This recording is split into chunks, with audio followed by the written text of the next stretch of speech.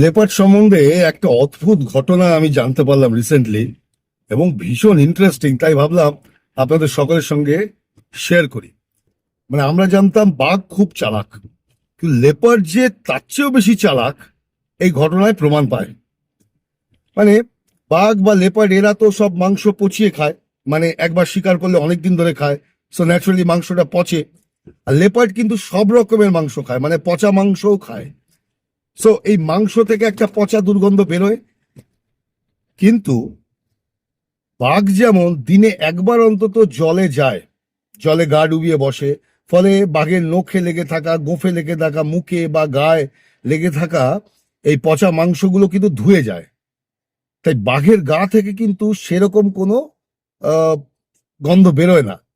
Leopard কিন্তু জলকে avoid করে, লেপার্ড জলে যায় না। সো ন্যাচারালি কি হয়, যে লেপার্ড যেখান থেকে ক্রস করে, লেপার্ডের গা থেকে কিন্তু একটা দুর্গন্ধ বেরোয়, ওই পচা মাংসের গন্ধ আর কি, তার শিকারের, তার দাঁতে, তার নখে, তার গায়ে লেগে থাকে।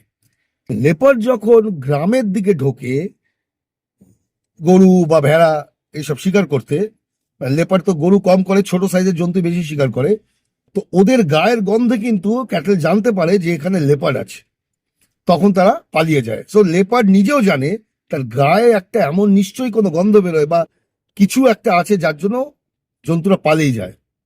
লেপার্ড কি করে জানেন? ওরা তখন গরুর, মানে গোবর,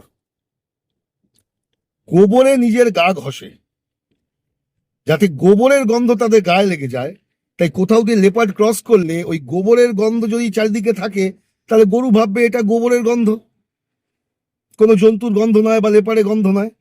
ভাবুন, লেপার্ড জানে যে তার গা থেকে একটা গন্ধ বেরোচ্ছে, তাই সে গোবর গায়ে লাগিয়ে নেয়, গোবরে গা ঘষে নেয়, যাতে তার গা থেকে ওই পচা গন্ধের বদলে গোবরের গন্ধ বেরোয় এবং সহজেই সে তার প্রেকে বোকা বানাতে পারে।